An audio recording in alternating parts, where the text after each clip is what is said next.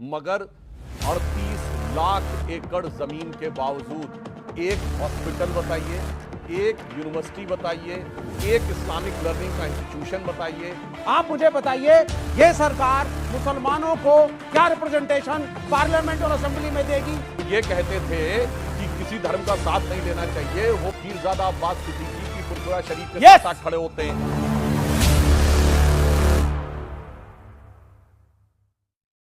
पिछले 60-70 सालों में, यानी पिछले 15-20 साल छोड़ दें तो लगभग second half of 20th century में भारत दुनिया के सबसे गरीब देशों में शुमार था।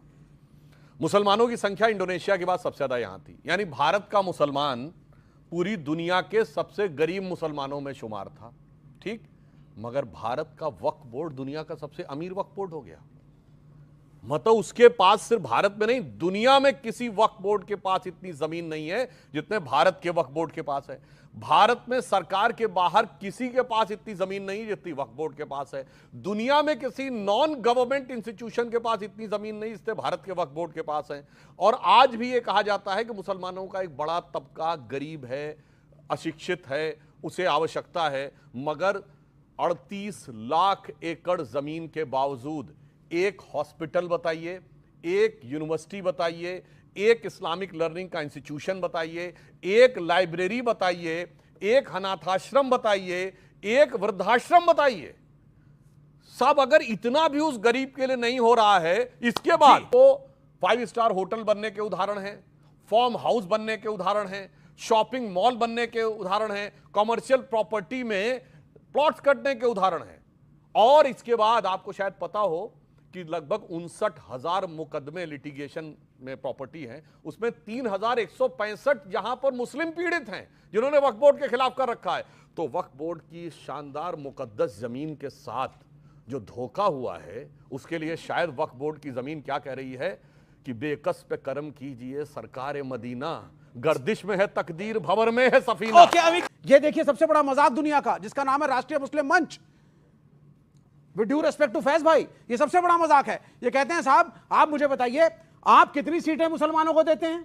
एमएलए बनना जरूरी नहीं है मुसलमानों के लिए, मंत्री बनना जरूरी नहीं है, मुख्यमंत्री बनना जरूरी नहीं है, एजुकेशन मिनिस्टर बनना जरूरी नहीं है, प्रेसिडेंट बनना जरूरी नहीं है, नौकरियां करते रहो, लेकिन हम तुम्हारे सगे हैं। आप मुझे बताइए, ये सरकार मुसलमानों को क्या रिप्रेजेंटेशन पार्लियामेंट और असेंबली में देगी? मुझे उम्मीद करता हूं विवेक जी बीच में और देश सुनेगा आपकी जवाब, अपने टर्न का इंतजार करेंगे। इन्होंने फैज भाई के लिए कहा कि सबसे बड़ा मजाक है राष्ट्रीय मुस्लिम मंच। मैं तो कहना चाहता हूं मेरे भाई, सबसे बड़ा मजाक तो आज कम्युनिस्ट पार्टी बन गई है, जो कहती है धर्म एक अफीम है, मगर साहब वो सबसे बड़े खुदाई खिदमतगार बन के खड़े हो जाते हैं। जो ये कहते थे कि किसी धर्म का साथ नहीं लेना चाहिए, वो पीरजादा अब्बास सिद्दीकी की फुरफुरा शरीफ के साथ खड़े होते हैं। अगर आपको याद हो, सलमान रुश्दी के खिलाफ जब अयातुल्लाह खुमैनी का फतवा जारी हुआ है, उस फतवे के विरोध करने वाले कम्युनिस्ट पार्टी थी पहली, कि अभिव्यक्ति की स्वतंत्रता पे हमला है, आज साथ में खड़े हो जाते हैं। तो इनके लिए कहना चाहूंगा, पल भर में ये तोला है, पल भर में ये माशा है, कहते ये तमाशा है और खुद ही तमाशा है। अब मैं जवाब देता हूं कि मुसलमानों के बारे में, और ये जो मुसलमानों की बात कही, देखिए मैं एक बात बताना चाहता हूं, मुझे इसमें बस थोड़ा 1 मिनट का समय लगेगा। जो मैंने पार्लियामेंट में बोला था उसको थोड़ा सा एलिब्रेट कर दूं। एक दौर में मुस्लिम समाज बहुत बड़ा नॉलेज का सेंटर था, बिल्कुल 10th सेंचुरी के आसपास बगदाद का बैतुल हिकमत का मतलब सेंटर ऑफ नॉलेज, वो पूरी दुनिया के नॉलेज का सेंटर था। और उस समय क्रिश्चियन समाज जो था उस कट्टरपंथी में था। जब बैतुल हिकमत के लिए किताबों के लिए रिक्वेस्ट गई कॉन्स्टेंटिनोपल के राजा, यानी आज के इस्तांबुल के राजा किंग जस्टिनियन के पास, तो जानते हैं जस्टिनियन काउंसिल ने क्या कहा? इनको सब दे दो, यूनान के जमाने से जो है, क्योंकि बाइबल में जो लिखा सिर्फ वो सच है, इसके अलावा सब बेकार है और ये पढ़ेंगे तो बर्बाद हो जाएंगे। जैसे ये कहा ना कि वो शैतान का डब्बा है, तो भाई साहब सैकड़ों ऊंटों में निकलकर बैतुल हिकमत गए, और बैतुल हिकमत का जो पहला चांसलर बना उसका नाम था इस्साक बिन हुनैन, जो क्रिश्चियन था, मुस्लिम नहीं था। और एक के बाद एक क्या नॉलेज की चीजें निकली। भारत से बहुत सी चीजें गई, जो सूर्य सिद्धांत का ट्रांसलेशन हुआ सिंध हिंद के रूप में, ये सुश्रुत संहिता का ट्रांसलेशन हुआ अल सुश्रुत के रूप में। उसके बाद जो मैंने बोला था, अलजब्र से अलजेब्रा आया, अल ख्वारिज्म से अल्गोरिथम आया। उसके बाद सन्नाटा हो गया मुस्लिम वर्ल्ड में। 500-600 साल तक एक कोई साइंटिस्ट नहीं पैदा हुआ। और मैं पाकिस्तान के एक बहुत बड़े थिंकर है उनका बोल रहा हूं, साहब एक बाल पेन की निब नहीं बना पाए, एक वाइपर नहीं बना पाए, और उसके बाद कहा कि हम साहब वेस्टर्न सिविलाइजेशन से लड़ेंगे। 500-600 साल के बाद यदि एक बड़ा साइंटिस्ट पैदा हुआ, I am talking about not India, आलम इस्लाम में, तो डॉक्टर एपीजे अब्दुल कलाम।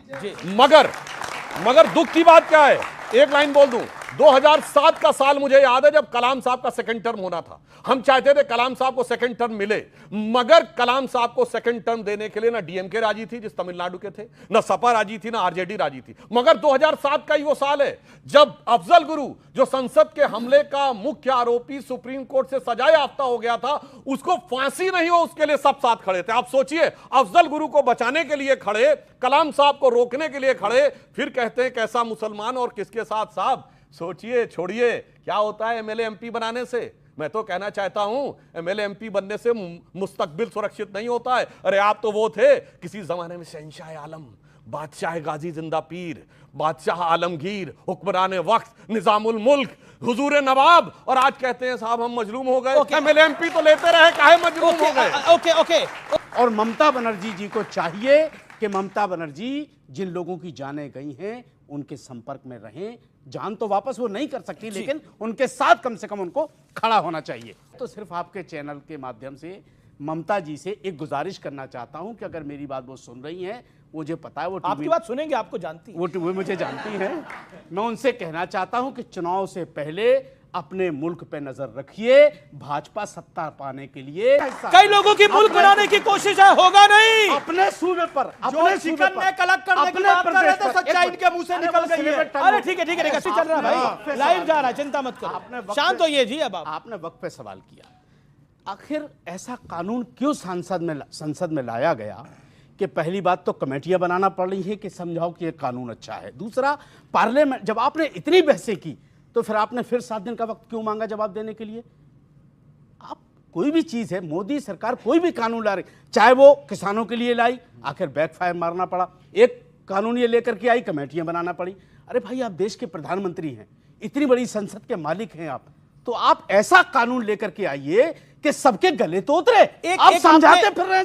तो सरहद के उस तरफ भी एक मुल्क है, बांग्लादेश, मोहम्मद यूनुस का बांग्लादेश, इधर ममता बनर्जी का बंगाल। अगर आप दोनों के साथ बैठ के मोदी जी कॉफी पी रहे थे। सुनिए जी, अरे साहब ऐसी कॉफी पिलाई है बेचारे याद नहीं आएंगे, पेट खराब हो जाएगा। क्या बात कर रहे हैं, बड़ा बोल रहे थे, जब बंद कर दिया इधर से कोई व्यापार नहीं होगा, वैसे ही हालत खराब होगी। खैर, हर से बात नहीं करनी, सिर्फ यहां बात करनी है। तो मैं पूछना चाहता हूं, ये जय फिलिस्तीन वालों के खिलाफ क्यों नहीं बोला गया? हमास के पक्ष में नारे लगाने वालों के खिलाफ क्यों नहीं बोला गया? हिजबुल्लाह के पक्ष में रैली निकालने के बारे में क्यों नहीं बोला गया? गाजा पे ट्वीट करने वाले सोनिया गांधी और राहुल गांधी के अगेंस्ट में क्यों नहीं बोला गया? इसीलिए कहते हैं साहब, ये अंदर से कुछ और, बाहर से कुछ और नजर आते हैं। बाखुदा शक्ल से तो आगे आप लोग खुद समझ पाते हैं। अब मैं एक और बात कहना चाहता हूं, इसकी जरूरत क्यों पड़ी? सर जरूरत एक लाइन में कह दूं, बहुत अच्छा जवाब दे सकता हूं, दे दीजिएगा जवाब। मैं नहीं चाहता हूं, चूंकि मैं जब इज्जत करता हूं किसी तो करता हूं। फिर सर आपके लिए नहीं कह रहा हूं, हाँ, मैं तो उनके पूरे इंडिया गठबंधन के लिए एक लाइन में कह दूं क्यों जरूरत पड़ी। मैं सिर्फ एक उदाहरण देना चाहता हूं।